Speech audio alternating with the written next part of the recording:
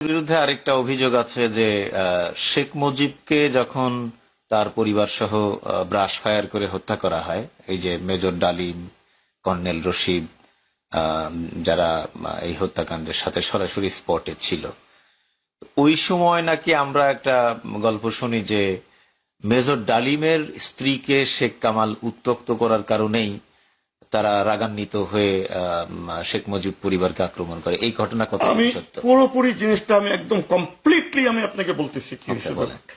Major ডালিম ছিল শেখ কামালের বন্ধু। আচ্ছা, তারা গেছিল একটা বিয়ার ইয়েতে, সেই আপনার অফিসার্স ক্লাবে একটা বিয়ার উৎসবে গেছিল। আচ্ছা, যাওয়ার পরে শেখ কামাল সবাই দাওয়াতকৃত হয়েছিল। ওখানে গিয়ে তার মেজর ডালিমের বউর উপরে তার নজর গেছিল, কুদৃষ্টি গেছিল। সে তো কুলোক ছিল, কুদৃষ্টি যাবে না। সুলতানাকে সে বিয়ে করছিল, ঢাকা ইউনিভার্সিটি অ্যাথলেট, জোর করে বিয়ে করছিল, জোর করে। আচ্ছা, তো ওখান থেকে বুঝছেন তাকে উঠাই নিয়ে যায় তার ওয়াকে। যেমনিও এটা যখন শেখের কাছে বিচার নিয়ে গেছিল, শেখ বলে করছিল কি জানেন, আওয়ামী লীগের নবী সাহেব বলে বলছিলেন কি জানেন, যে আরে যা যা পোলাপাইন এগুলি করেই।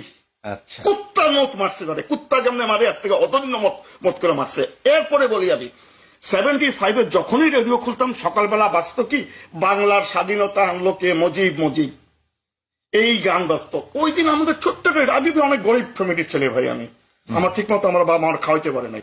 ছোট্ট একটা রেডিও ছিল, রেডিওটা ছাড়ি ঘগড় ঘগড় ঘগড় আওয়াজ করে, কোনো কিছু বাজে না। 8টার দিকে রেডিওতে বলতেছে কি, আমি স্বাধীন বাংলা বেতার কেন্দ্র থেকে বলছি, মেজর ডালিম শেখ এবং তার পরিবারকে হত্যা করা হয়েছে। আপনারা যে যেখানে থাকুন সহি সালামতে থাকুন। আপনাদের যাদেরকে চাকরি থেকে বিচ্যুত করা হয়েছিল তারা আমাদের সাথে অতি শীঘ্র দেখা করেন, আপনাদের চাকরিকে আবার বহাল করা হবে। আমি একটা কথা বলবো, এই কথাটা অবস্কিউর, অস্পষ্ট, কারণ রাত্রেবেলা 12টার সময় 4টা ট্যাঙ্ক রাস্তায় নেমে গেছিল। আচ্ছা, রাস্তায় 4টা ট্যাঙ্ক নেমে গেছিল, তখন এই কুলঙ্গা ওই 4টা ট্যাঙ্ক কি মেজর ডালিমদের ট্যাঙ্ক না শেখ মুজিবের? আমি একটা কথা, 4টা ট্যাঙ্ক যেহেতু নামাইছিল, নিশ্চয়ই তাদের একটা কোন স্ট্রং মোটিভেশন ছিল, কোন সন্দেহ আছে কেন ট্যাঙ্ক রাস্তা নামাবে। 4টা ট্যাঙ্ক রাস্তা নামাইছে, ওই সময়টা কোলঙ্গা ছিল একটা না, এখনকার বর্তমান মানে বিশ্বাসঘাতক কি করে কাদের সিদ্দিকি বলে, তাকে তো আমি চোর সিদ্দিকি বলি। এই চোর সিদ্দিকি কি বলছিল জানেননি? তখন শেখের ইয়ার কাছে, প্রেসিডেন্টের কাছে ফোন করলো, মোস্তাকের কাছে, কি ব্যাপার 4টা ট্যাঙ্ক কেন দেখতেছি? বলতেছে না, কালকে তো মোহরা আছে, মোহরার জন্য সব জড়িত একসাথে, মোহরার জন্য এটা নামানো হয়েছে। এটা মোহরার জন্য নামানো হয় নাই। এবং আমি যাকে চিনি, এই যে মেজর মুসলিউদ্দিন, তার নাম বডি ওয়ারেন, সে জার্মানির মধ্যে আছে, সে আপনাদের ফরিদপুর বাড়িতে, তার হাবিলদার মুসলিউদ্দিন। আচ্ছা, বুঝলেন, মুসলিউদ্দিন বলল, যখন আমি সরাসরি কথা বলছি, যখন শেখকে আমরা মারতে গেলাম, তখন মেজর নূর এবং মেজর ডালিম তাদের হাত কাঁপতেছিল, গুলি করতে পারতেছিল না। শেখ কামাল রাইফেল নিয়ে এসে গুলি করবে, গুলি করতেছে। তখন আমি বললাম, স্যার কি করতেছেন? হয় মারেন, মেলে মরবেন, একটা দুটো একটা করতে হবে। কেউ শ্বাস পেল না, আমি সমানে ব্রাশ ফায়ার করে গেলাম, শেখ করে গেল। এই কথাটা কে বলছে? এটা বলছে মুসলিউদ্দিন, জার্মানিতে আছে। মুসলিউদ্দিন, উনিও আর্মির একজন কর্মকর্তা ছিলেন, হাবিলদার ছিলেন। এটার ভিতরে 8 জন ইয়া ছিল, এই কুটার ভিতরে অ্যাকশনে ছিল 8 জন আর্মি অফিসার, 2 জন সিপাহী। আচ্ছা, এর ভিতরে মুসলিউদ্দিন একজন ছিল, আরেকজন ছিল হাবিলদার ফলতে রব্বি। আচ্ছা, কথা বলতেছে এটি আমি একদম পুরো বাস্তব ঘটনা বলতেছি, কেউ আমার সাথে চ্যালেঞ্জ করতে পারবে না, কারণ আমি দেখছি, আপনি শুনছেন, কোনটা সত্য ভাই? এই যে মেজর ডালিম, মুসলিউদ্দিন, কর্নেল রশিদ, এরা যে শেখ মুজিব পরিবারকে হত্যা করলো, এই হত্যার পিছনে আরো অনেক কথা শুনি। যেমন শেখ মুজিব যখন গণতন্ত্রকে গলা টিপে হত্যা করলো, রাজনৈতিক দলগুলি নিষিদ্ধ করলো, গণমাধ্যম বন্ধ করে দিল, তখন উনি নাকি রাজা হতে চেয়েছিলেন। উনি নাকি প্রত্যেকটা জেলায় গভর্নর নিয়োগ দেওয়ার জন্য গভর্নর ট্রেনিং করে ফেলাইছিল, শপথ হয়ে যেত। পরের দিন সে কি করতো জানেননি?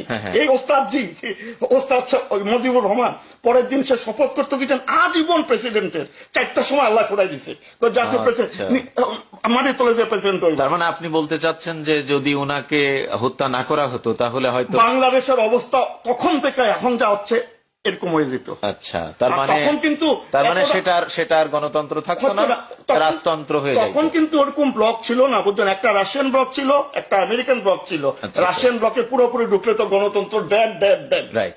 আসলে আমেরিকান ব্লক, আমেরিকা তখন এটার ব্যাপারে মাথা ঘামানো এত দরকার ছিল না। এতটা একটা ইম্পর্টেন্ট একটা বুঝছেন টেরিটরি বাংলাদেশ ছিল না। বুঝতে পেরেছি। কথা বলতেছে রাশিয়া ভাঙ্গা যাওয়ার পরে বাংলাদেশটা একটা ইম্পর্টেন্ট টেরিটরিতে পরিণত তার মানে আপনার কথার যে সারমর্ম দাঁড়ায়, শেখ মুজিবকে হত্যা করাটা কি দেশ এবং জাতির জন্য মঙ্গল ছিল? একেবারে সেও ছিল, এবং সে যেভাবে মরছে তার মেয়ে আছে না, এর থেকে জঘন্যভাবে মারা যাবে, এবং আওয়ামী লীগই তাকে মারবে। যখন আওয়ামী লীগ মারলো শেখকে মারার পরে, তখন কিন্তু আরো 4 জন বাকি ছিল ভিতরে। মোস্তাকের কাছে বলে গিয়ে মোস্তাক নাকি ডাইকা বললো, কি ব্যাপার, তোমাদের তো কাজ এখনো শেষ হয় নাই। আমি শুনতে পাইছি এটা, আমি তো জানি না। বললো কি যে কি স্যার, আমাদের কি কাজ বাকি রয়েছে? কেন 4 জন জেলের ভিতরে বাকি রয়েছে না, তোমরা কি করলা তাকে? আমরা ঢুকবো কেমন? এই সাইন দিলাম আমি, যাও ভিতরে। আচ্ছা, ভিতরে গিয়ে 4 জনকে ফেলাই দিয়ে ওই যে জাতীয় চার নেতা, কিসের জাতীয় চার নেতা? আচ্ছা, কোলঙ্গার চার নেতা, কি জাতীয় নেতা? বুঝতে পারছি। রক্ত চোষা গরিবের খুন চুষি না লোক। তার মানে রিক্সাওয়ালার টাকা চোর। তার মানে আপনি বলতে চাচ্ছেন যে শেখ মুজিবকে যদি সেদিন হত্যা না করা হতো, তাহলে আজকেও উনি রাজা থাকতেন আর আমরা প্রজা থাকতাম।